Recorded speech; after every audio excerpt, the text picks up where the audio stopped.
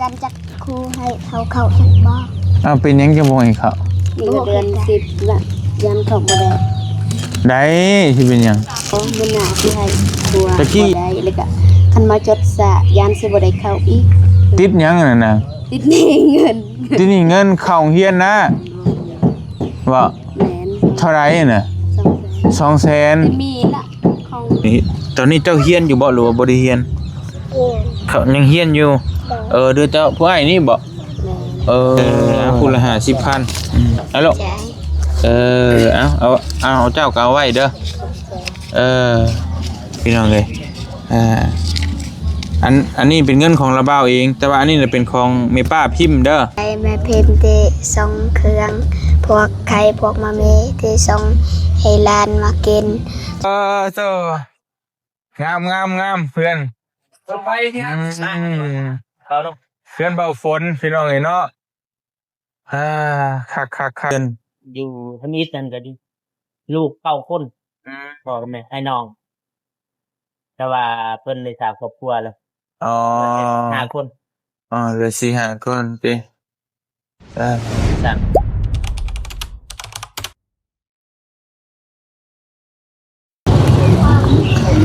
ไปพี่น้องเอ้ยบัดนี้ก็ต่อกันช่วง2เนาะกับทักทายสบายดีตอนแรงๆค่อยคำลงแรงคือเก่าพี่น้องเอ้ยเนาะป้าโธ่มารอบนี้ก็รู้สึกว่าคึกคืนเราไต่เฮาก็หลายขึ้นได้บาดนี้เนาะเบาเจ็บเบาตูนเบาโกเบาผู้วงเบาสายฝนแล้วก็เบานุ่งจับกล้องอยู่พี่น้องเห็นเนาะ2 4 6 คนในบาทนี่สบายดีเด้อบ่จุกจุกคนเด้อพี่น้องเห็นเนาะป้าโธ่นี่ก็เจ้าถิ่นบ้านเพิ่นอยู่นี่ได้ใช่น่ะยังเป็นนางลิ้นนี่ไปใส่พอดีแล้วไปทั้งพุ่นเลยเนาะเอาเครื่องนี้ไปให้น้องอันมูโดยน้องมูกับน้องเข็มพรพี่น้องเนาะ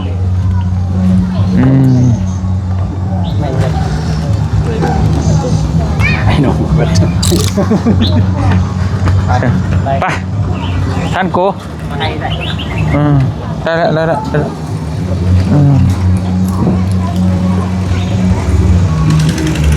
เคยคนเอาไปไว้ให้เคย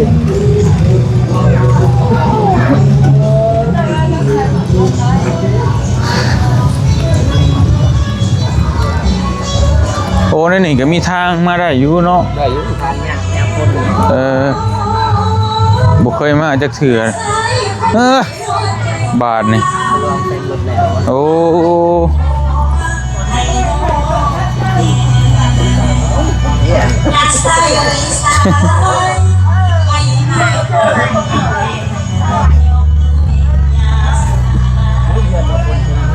อันนี้บ่อันนี้รถเจ้าบ่นี่ทุรถพ่อกระทำรถเจ้าเพลงกับรถบ่เตียงนี่ได้พี่น้องเอ้ยนี่นะแม่นเพราะว่าโตโยต้ามันแพง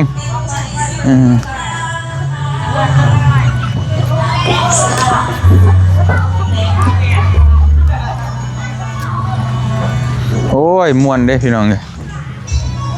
เพิ่นฉลองกันบ่ด้วยจังได๋คือว่ามีแพงรถแล้วฉลอง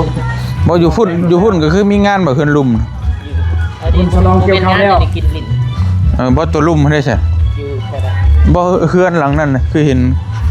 คนอยากได้หลายเนาะ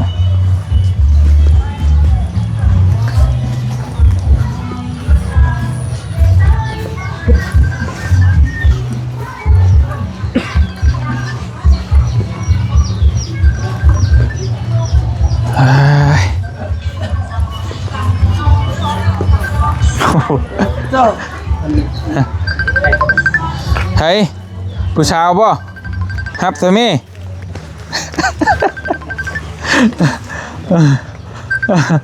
ส่งไว้เลย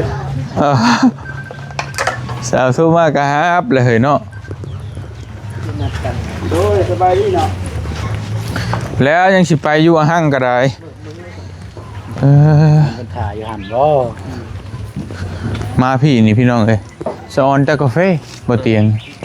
โอ้ยเนาะนี่แต่เบาๆแล้วเนี่ยเตียงว่าเฮ็ดเวียกก่อน สบายดีคนงามสบายดีเบิกละมาพี่ใช้น้องได้ใช่สบายดีล่ะสบายดีลูกคือบ่ใส่ฮอตเกิบกินแล้วข้าวน้ำนี่ให้ได้กินโอ้ยพี่น้องเห็นเนาะแล้วคุยเวียกก่อนจักหน่อยว่าสิผู้สาวเก่าโทรมาสาวนะพี่น้องเห็นเนาะเอามาพี่ก็ได้จะมานักอันนั้นเลยน้องเอ้ยตุ้นมาพี่ก็ได้จะมานักกินข้าวกินน้ำแดงท่านได้กินบ่ลูกเกือบคือบ่มีชัยน่ะจะบ่ได้ชัยบ่มีอยู่บ่หรือว่าบ่มีมีอยู่พากันเข้าห้องเรียนอยู่บ่ฮะเข้าอยู่บ่บ่ได้เข้าเอาคือบ่เข้าน่ะเป็นยังจะบ่เข้าเพราะฉะนั้นได้เข้าบ่ใช่ดูพี่กำลังใหม่ๆละสิเข้าก ำลังใหม่ๆกันจักครูให้เข้าจักบ่อ้าวเป็นยังจะบ่ให้เข้านี่ก็เดือน10ละยันเข้าบ่ได้สิเป็นยังตะกี้ตอนนี้ก็ไปถามขอบใจเนาะเพิ่นก็ขอติดเพราะว่าติดได้บ่มื้อหน้าสิให้ครูบ่ได้แล้วก็คันมาจดสะยันสิบ่ได้เข้าอีกติดยังนั่นน่ะติดหนี้เงินติดหนี้เงินเข้าเรียนนะว่าแม่นเท่าไหร่น่ะ200,000มีละของเก็บมาให้ตามจุฬาข่อยบ่มีตัง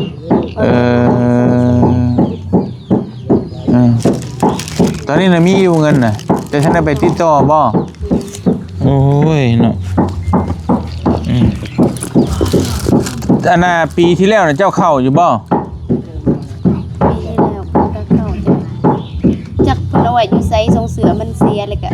บัดเราว่าสิไปเรียนครัวคันบ่มีส่งเสือเขาบ่ได้บ่มีส่งเสื้อขาวบ่ได้อีกแล้วมีอยู่บ่ตอนนี้มีนะใครซื้อมาให้บ่เจ็บซื้อมาให้แล้วหลังน่ะโดยเจ้าเลยมีได้ล่ะมีแล้วแต่ท่านได้ไปติดต่อบ่เดี๋ยวนี้ฮะท่านได้ไปติดต่อของเฮียนบ่ได้อยู่ตีหากระเดือนเฉยได้เนาะอาจารย์ได้อยู่แต่ว่านี่อาจารย์เฮาก็มาอยู่นี่น้ำสิยากยังได้อยู่แต่ว่าเพิ่นก็ยังระดมให้คนนั่นแหละเพราะว่าตอนนี้ภาครัฐเพิ่นก็ยังส่งเสริมให้คนไปเฮียนอยู่แล้วเป็นยังสิบ่ได้แต่มีอยู่มันบ่เงินน่ะมีบ่บางคนเก็บมาให้พี่น้องเอ้ยถ้ามีแล้วก็ไปติดต่อเบิ่งถ้าว่ามันเพิ่นว่าได้แล้วก็มาบอกทางระบ่าวแล้วระบ่าวสิไปคุยให้เด้อคนละ200,000บ่เข็มพรเราบ่ได้ออกเราหัน20,000ตอนผู้นี้นี่ออกกลางคันบ่แบบมันบ่จบนะออกนะเนาะออกกลางปีเจ้าอยู่ปอหยังล่ะป.2เจ้าเด้ป.2คือกันอันเด้น้องทันและตู่ถ้าเข้าไปนี่ก็เข้าป.2หรือเข้าป.3แล้วว่าตัวเองอายคันเข้าป.2ว่าตัวเองอยากขึ้นป.3ขึ้นบ่ได้แล้วให้เจ้าเรียนบ่จบเอาไก่จ้างขึ้นบ่ได้บ่เพิ่นสิเอาบ่ไก่ครูบ้านทงหวายเหมือนว่าเสียงข้าวยังน้อยนี่ได้ขึ้นนำไก่จ้างขึ้นคือเก่าบ่ได้ขึ้นดอกว่าหยอกไปสิเป็นบ้าเฮียนข้ามขัดเนาะมีแต่ไปถามมึงครูก่อนถ้าว่าถ้าสมมุติว่ามันเฮียนมันเบิ่งมันใกล้สิจบหรือว่าเพิ่นออกก่อนก็จะขึ้นได้อยู่เนาะได้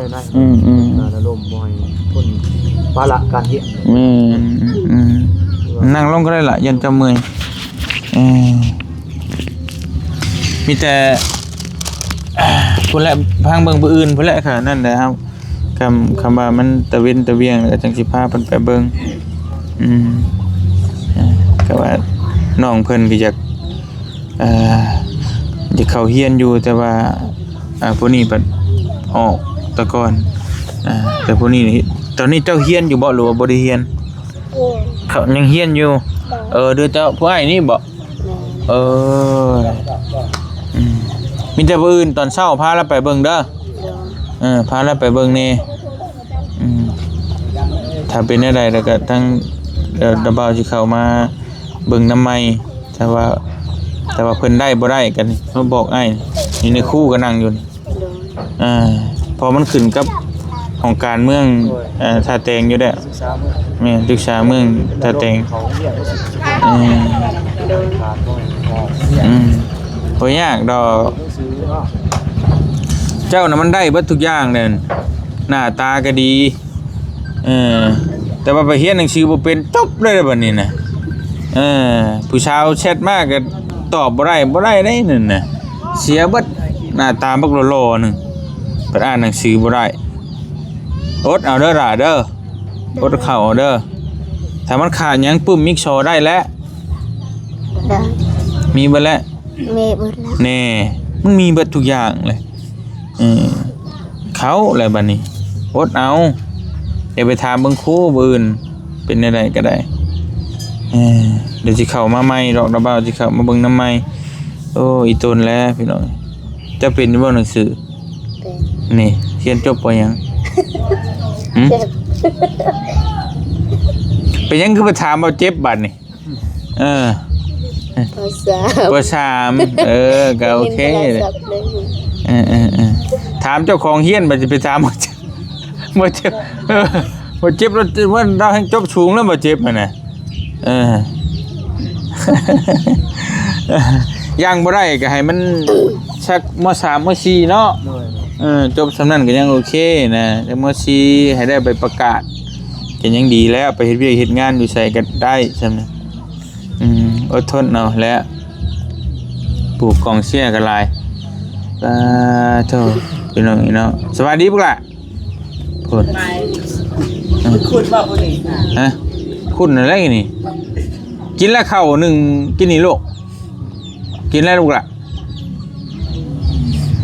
เว้าได้อยู่บ่แล้วเว้าลาวได้อยู่บ่ได้เนาะคนท้องก็มาเบิ่งนำพุ่นสวัสดีเด้อคลอดเดือนได้หั่นโอ้ไปแหละเบิ่งหมู่น่ะเก่งปัญชาเจ้าของวัดอายสิเป็นประมาณนี้แหละพี่น้องบางทีเพิ่นมักเบิ่งคนอื่นแต่ว่าที่เจ้าของสิเข้ากล้องน่ะอายก็ประมาณนี้มีหยังกินข้าวแลงมื้อนี้บ่มีหยังเลยโอ้ยทางระบาวก็คือเก่าแล้วเด้อก็บ่ได้มีหยังดอกก็มีไข่มีนั่นแหละของมีพิมพ์เพิ่นฝากมาให้เนาะแต่มีครบสุดคือเก่าปลากระป๋องก็3แม่ครัวบ่แม่นเบาเตียงทองนะพี่น้องเอ้ยปลากระป๋องบ่เตียงทองเก่งเรียบร้อยล่าสุด ขาดทุนย่อยยับยาซะก็เลยบ่ผลิตมาซะเฮ็ดมากก็มีแต่แจกอย่างเดียวบ่ได้ขายบัดนี้ถ้าสิเอาทุนได้ไปสู่ต่อจบข่าวปิดตำนานปลากระป๋องบ่เตียงทองนี่คือชื่อเอานี่จะกินแน่ๆก่อนเนาะเดี๋ยวมื้อหน้าสิซื้อกินมากินมาฝากพี่น้องนี่แหละมีไข่แล้วก็มีปลากระป๋องเอาไว้กินไปโรงเรียนมื้อหนึงจะใช้มือจักพันฮะบ่มีเงินเจ้าได้ใช้โลบ่ได้ใช้สมมุติว่าไปนี่เจ้าใช้มือจักพันบ่เคยได้ใช้เงินเลยเอามาอยากกินขนมได้ซะอยากกินก็อดเอาป้า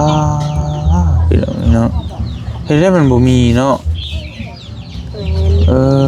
ก็ซ้ำบ่มีแล้วอันนี้เป็นน้าสาวแต่ว่าซ้ำมีแล้วก็บ่มีพ่อมีเนาะประชาชนนี่ก็บ่ได้เฮ็ดเวียกเฮ็ดงานหยังเนาะมันบ่ได้รับมันบ่มีแนวเฮ็ดช่วงรับจ้างนี่ก็ไปอยู่แม่นบ่เฉพาะแต่มีแนวรับจ้าง เจ็บกระฟอกกาแฟอย่างไปจังซั่นน่ะเพิ่นสิไปแต่บ่มีหยังก็บ่ได้อันนั้นคือเก่าพี่น้องก็ยากอีกอีตนเด้เนาะเอาเดี๋ยวอันน่ะระบ่าวสิเอาเงินไว้ให้เจ้าไปซื้อกินอยู่โรงเรียนเด้อ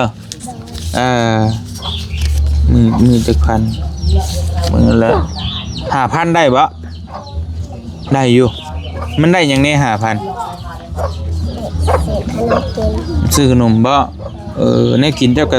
ให้ละชาวทอดไข่แล้วกินก่อนจังไปโรงเรียนเด้อพี่น้องเอ้ยเอาลูกเอาพูดละ50,000เอาลูก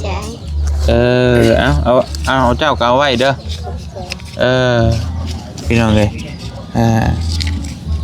อันนี้เป็นเงินของระเบ้าเองแต่ว่าอันนี้เป็นของแม่ป้าพิมพ์เด้อป้าพิมพ์ฝากมาให้นมมือขอบบุญขอบคุณเพิ่นในลูกเว้าใส่เพิ่นเด้อเพิ่นเบิ่งอยู่เด้อเพิ่นอยู่ทางฝั่งไทยเด้อบ่ดูลูกระเบ้าเคยสอนน่ะเป็นอยู่บ่ เป็นนักบ่ปานใด เป็นบ่ปานใดเอาเว้าดูจะเว้าได้ซำใด กับใจแม่พิมพ์ที่ส่งเครื่องพวกไข่พวกมะเมที่ส่งให้หลานมากินจึงได้ก็คอยแม่จงมีแต่ความ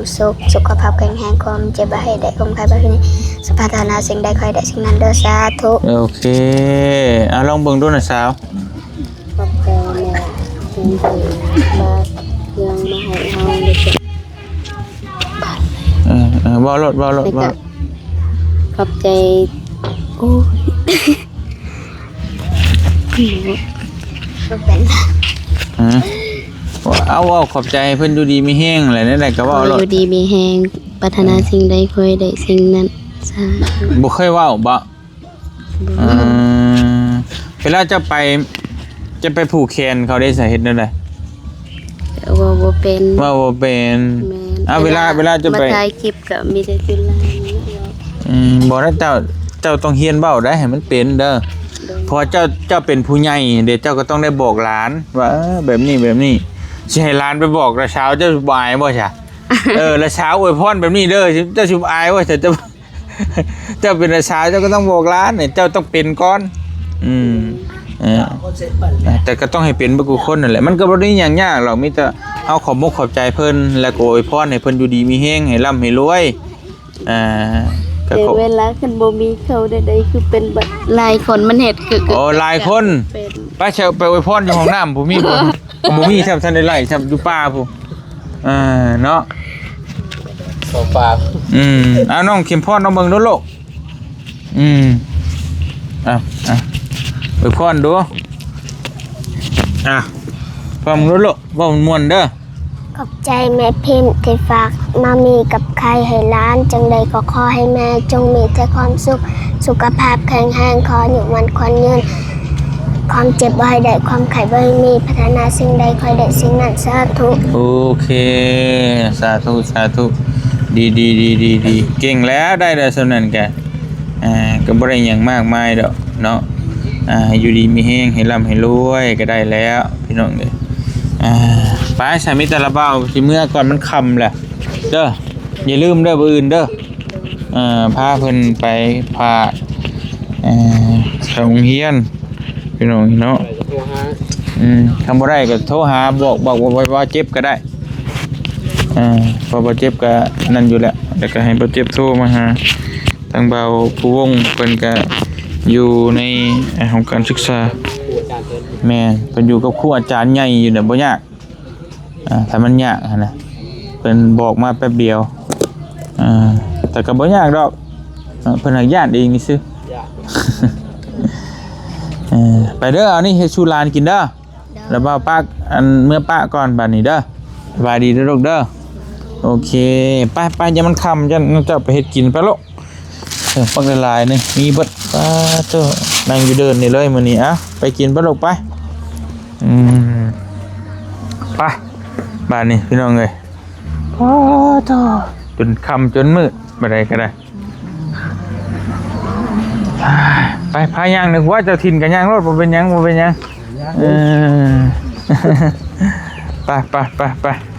ก็เมื่อเรียนใส่คนเลยทุกอย่างเรียบร้อยแล้ว อะไรก็ ไป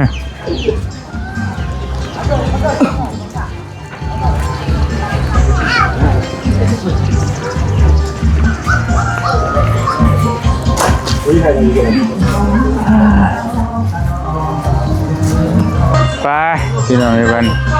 ฮะ เรียกว่าคัน โอ้ไปมีแต่น้ำบ่ว่าต้มไก่ต้มหยังบ่มีบ่ บ่ทันทำมืออื่นทันอยู่ บ่ยอกเออพี่น้องไปโตงามเพื่อน ไปเนี่ยเขาต้อง เพื่อนเบาฝนพี่น้องไอ้เนาะคักนั่งก่อนบ่สิไปเอาน้ำเอาไหนก่อน แก้ว อะนั่งใหญ่ดีเนาะนั่ง ใหญ่งามพี่น้องไอ้เนาะเสียงอยากแทรกนิดนึงเนาะเพิ่นเปิดเพลงขึ้นเก่ง ไม่ได้เบาแสงเลยเขาเปิด มานั่งนี่เนาะยืนเออ เอาไปเอายาในเตียง อะ ยาในเตียงบ่หุงเลย ให้บ่ฮุงล่ะ เด็กไปใต้ทางนอกเลย เด้โอ้ นั่งไงพี่บ่โก้ คักวันนี้ก็ได้เนาะไอ้ดำไหนนอกเอาอยู่นำยับ เฮ้ยบ่ได้ไปที่ที่ตองบ่นั่นก็ได้นะบ่เป็นหยังดอก ไปเลย เพราะว่าถ้าง่ายก็จะขี่เฝ้าไปบ้านนั่นต่อบ่เป็นหยังดอกพี่น้องเนาะมีแต่มื้อหน้าสิบ่ให้จะไปเว้าสิทันไม่สนับสนุนค่า สื่อเด้ ว่ามีหยังก็ได้ดอกไอ้บ่ยาก อายบ่ทันมาแต่ว่าเบาทางเบาเก็บเบาตื่นเคยไง บ่ยากนะสบาย เบาเจ็บให้ประจำนี่ บ่กินอยู่พี่นอนอยู่พี่เลย แม่นตอนดึกอันนี้แหละรถยามตลอดกันนอนก็ลืม อันนี้บ่รถน้อง โอ้ย รถน้องเท่ๆว่าตอนนี้นะ แม่ก็ลืมนี่แหละสลวย เอาสักหน่อยจะเอา4ประตู ยังโดน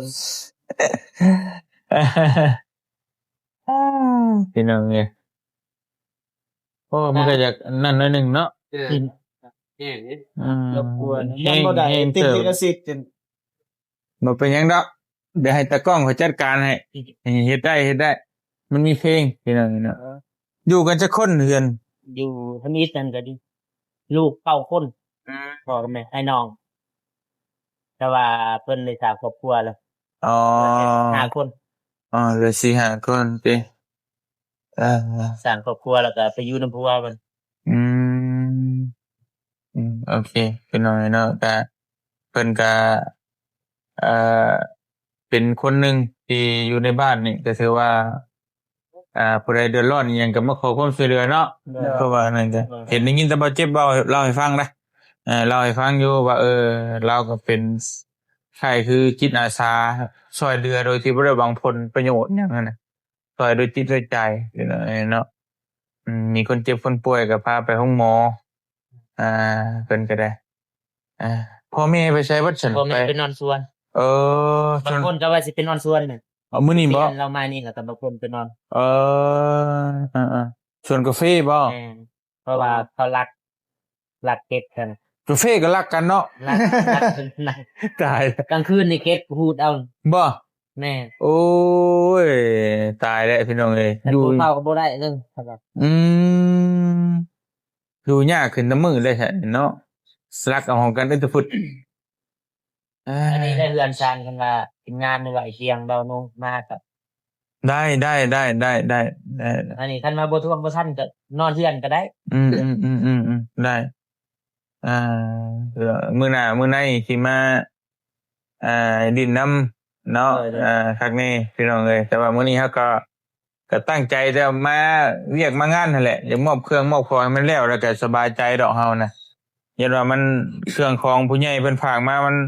มีไข่มีหยังอะไรอย่ามันเปียกฝนก็ตกมันเน่ามันหยังนั่นแหละเฮาก็เผาจากนั้นเนาะ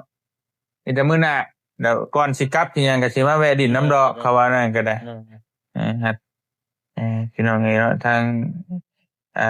าเจ้าก็บ่ได้ไปใช้บ่แต่ละมื้อออกสวนบ่หรือว่าไป ออกสวน อืม งานเวลาไทยกิจแล้วก็ออกสวน พอช่วงนี้มันกาแฟมันก็สุกแล้วเนาะ เออ เริ่มเก็บน้ำนี่แหละพี่น้องเอ้ยคันนี้บ่ไปถ่ายคลิปแล้วก็อันนี้ เท่าไหรสื่อ ช่วงซื้อบ่43,000 43,000มันก็ เด็กนะ มันจะทำกันกับรถบ่เตียงได้ใช่ทีม เพ สาม ราะว่าเฮาซื้อมือสอง มือสองบ่ก็ว่าอยู่คือทำไมใช่เดิมแต่บ่ อืม 23,000มันก็ซ้ำรถบ่เตียงแต่มือสองก็สิบ่เก่าดอกรุ่นนี้ปีเท่าไหร่ก็ ปีสอง โอ้ปีเดียวกันครับแต่เนาะครับแต่เหลือจนได้กินน้ำกินท่าก่อนเอาไอ้หนู อ้าวเต้นติดคอนี่เลาะเลยจะทิมคอเด้อ เอาให้ตะหู เลยมันนั่น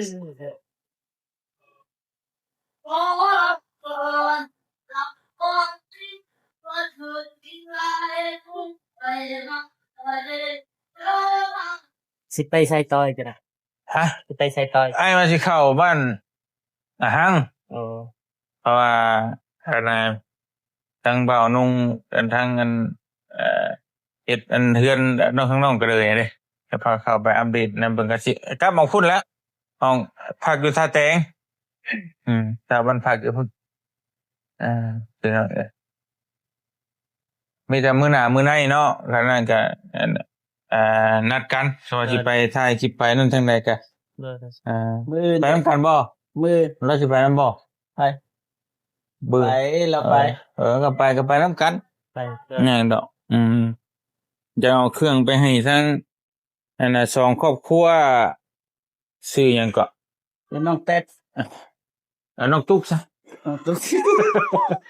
น้องตุ๊กกับครอบครัวหนึงที่ว่าผัวเราตาบอดแล้วก็นั่นแหละ เพื่อนติดกัน ดีการบ่ นั่นแหละนั่นแหละเป็นผ่าเครื่องมาให้นั่นแหละมันก็ยังมันเน่ามันบูดนั่นแหละไปเบิ่งน้ำกันพี่น้องเอ้ยไปสามีตะบ่เตียงขอโตวจบคลิปแล้วก็เดินทางก่อนบัดนี้สิไปไล่หม่องไล่บ่อนเนาะขอบคุณขอบใจเด้อทั้งน้องๆเบ่ทุกคู่ทุกคนที่ต้อนรับเป็นอย่างดีพี่น้องเอ้ยก็ขอบคุญขอบคุณแม่พิมพ์ที่ฝากเครื่องฝากของมาให้เป็นสะพานบุญให้อยู่ดีมีแฮงพร้อมครอบครัวเด้อเนาะสาธุมุขขอบใจหลายๆพี่น้องเอ้ย